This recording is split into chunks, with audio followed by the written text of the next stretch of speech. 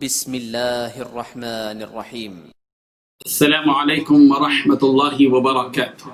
إن الحمد لله نحمده ونستعينه ونستغفره ونستهديه، والصلاة والسلام على سيد الأنبياء والمرسلين محمد وآله وصحبه أجمعين، أما بعد.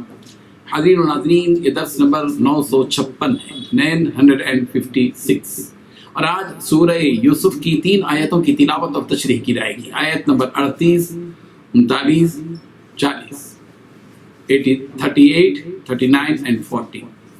چلیے سب سے پہلے ان 3 آیتوں کی تلاوت کرتے ہیں، لفظی ترجمے اور ترجمے کے بعد تشریح کرتے ہیں۔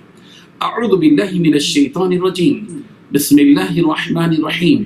واتبعت ملة آبائي إبراهيم وإسحاق ويعقوب ما كان لنا أن نشرك بالله من شيء ذلك من فضل الله علينا وعلى الناس ولكن أكثر الناس لا يشكرون يا صاحبي السجن أأرباب متفرقون خير أم الله الواحد القهار ما تعبدون من دونه إلا أسماء سميتموها أنتم وآباؤكم ما أنزل الله بها من سلطان إن الحكم إلا لله أمر ألا تعبدوا إلا إياه ذلك الدين القيم ولكن أكثر الناس لا يعلمون صدق الله العظيم۔ لفظی ترجمہ یہ ہے، واتبعت، اور میں نے پیروی کی، ملت آبائی، اپنے باپ دادا کے دین کی، ابراہیم و اسحاق و یعقوب، ابراہیم اور اسحاق اور یعقوب کے دین کی۔ ما کانا، نہیں ہے، لنا، جائز ہمارے لیے، ان نشرک، کہ ہم شریک ٹھہرائیں، باللہ، اللہ کے ساتھ، من شیء، کسی چیز کو، ذالک، یہ، من فضل اللہ، اللہ کے فضل سے ہے، علینا، ہم پر، وعلی الناس، اور لوگوں پر، ولیکن، اور لیکن، اکثر الناس، اکثر لوگ، لا یشکرون، شکر ادا نہیں کرتے۔ یا صاحبی السجن، اے میرے جیل کے دونوں ساتھیوں، ارباب متفرقون، کیا متفرق رب خیر، بہتر ہیں، ام اللہ الواحد القہار، یا ایک اللہ جو نہایت غالب ہے۔ ما تعبدون، نہیں تم عبادت کرتے، من دونہ، سوائے اس کے، الا اسماء، مگر چند ناموں کی، سمیتموہا، وہ نام تم نے خود ہی رکھے ہیں، انتم، تم نے، و آباؤکم، اور تمہارے باپ دادا نے، ما انزل اللہ، نہیں نازل کی اللہ نے، بہا، ان کی، من سلطان، کوئی دلیل، ان الحکم، نہیں ہے حکم، الا للہ، مگر اللہ ہی کا، امرا، اس نے حکم دیا، اللہ تعبدو، یہ کہ تم عبادت نہ کرو، الا ایہ، مگر صرف اسی کی، ذالک، یہی ہے، الدین القیم، دین سیدھا، لیکن اکثر الناس، اکثر لوگ، لا يعلمون، نہیں جانتے۔ ترجمہ یوں ہے، اور اپنے باپ دادا ابراہیم اور اسحاق اور یعقوب کے مذہب پر میں چلتا ہوں۔ ہمیں شایع نہیں ہے کہ کسی چیز کو اللہ کے ساتھ شریک بنائیں، یہ اللہ کا فضل ہے ہم پر بھی اور لوگوں پر بھی، لیکن اکثر لوگ شکر ادا نہیں کرتے۔ میرے جیل خانے کے رفیقوں، بھلا کہ جدا جدا آقا اچھے، یا ایک اللہ جو یکتا اور غالب ہے۔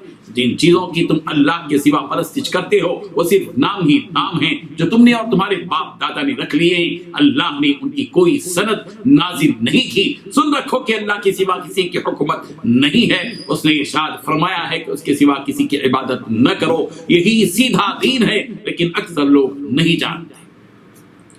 ان 3 آیتوں میں 11 باتیں بتلائی گئی ہیں۔ پہلی بات، میں نے اپنے باپ دادا ابراہیم، اسحاق اور یعقوب کے دین کی پیروی کی ہے۔ دوسری بات، ہمیں یہ حق نہیں ہے کہ اللہ کے سوا کسی بھی چیز کو شریک ٹھہرائیں۔ تیسری بات، یہ توحید کا عقیدہ ہم پر اور تمام لوگوں پر اللہ کا فضل ہے۔ چوتھی بات، لیکن اکثر لوگ اس نعمت کا شکر ادا نہیں کرتے۔ پانچویں بات، اے میرے قید خانے کے رفیقوں، کیا بہت سے متفرق رب بہتر ہیں یا وہ ایک اللہ جس کا اقتدار سب پر چھایا ہوا ہے؟ چھٹویں بات، اس کے سوا جس کی عبادت تم کرتے ہو، ان کی حقیقت چند ناموں سے زیادہ نہیں ہے جو تم نے اور تمہارے باپ دادا نے رکھ لی ہیں۔ ساتویں بات، اللہ تعالیٰ نے ان کے حق میں کوئی دلیل نہیں اتاری ہے۔ آٹھویں بات، حاکمیت اللہ کے سوا کسی کو حاصل نہیں ہے۔ نویں بات، اسی نے یہ حکم دیا ہے کہ اللہ کے سوا کسی کی عبادت نہ کرو۔ 10ویں بات، یہی سیدھا دین ہے۔ 11ویں بات، لیکن اکثر لوگ نہیں جانتے۔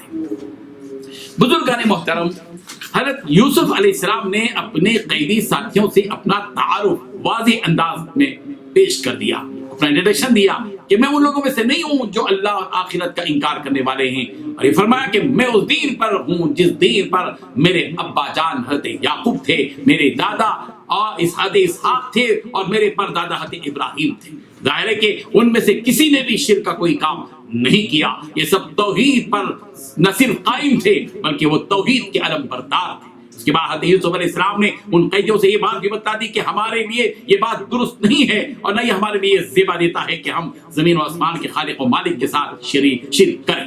میرا تعلق جن نبیوں سے، ان نبیوں کے لیے بھی یہ بات درست نہیں ہے کہ وہ شرک کریں۔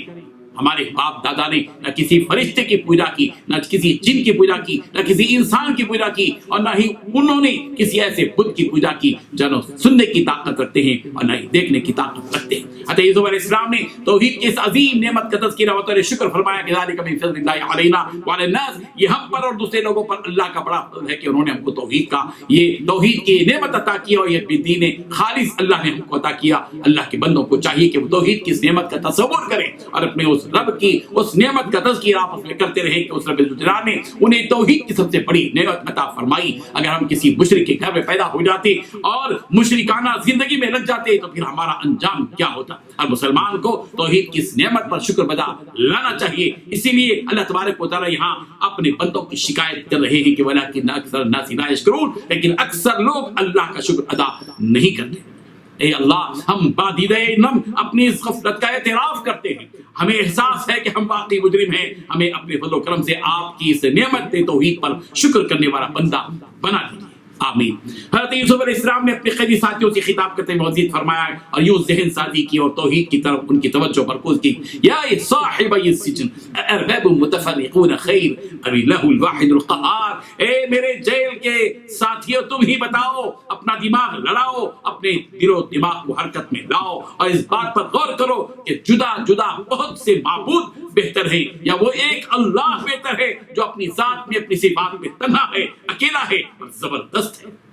رب ذوالجلال اپنی ذات میں بھی اکیلا ہے، اپنی صفات میں بھی اکیلا ہے، اس کے جیسا کوئی ہے ہی نہیں، لیس کمثلہ شیء، اس کے جیسا کوئی ہے ہی نہیں، اور ایسا زبردست کہ وہ سب پر غالب ہے، اس پر کوئی غالب آ نہیں سکتا۔ اس رب کے سامنے دنیا کی ساری چیزیں مغلوب اور بے بس ہیں۔ حضرت یوسف علیہ السلام نے ان قیدیوں سے ان باطل معبودوں کی حقیقت بتلا دی جن کی عبادت میں وہ لگے ہوئے تھے۔ ما تعبدون من دونہ الا اسماء سمیتموها انتم وآباؤکم ما انزل اللہ بها من سلطان، اے لوگوں اس حقیقت کو جان لو کہ جن بتوں کی تم عبادت کر رہے ہو وہ صرف نام ہی نام ہے، جن کو تمہارے باپ دادا نے نام رکھ لی ہے، بس یہ بت کا نام یہ ہے، یہ بت کا نام یہ ہے، ورنہ اللہ تبارک و تعالیٰ نے کوئی سند اور دلیل ان بتوں کے بارے میں نازل نہیں کی ہے۔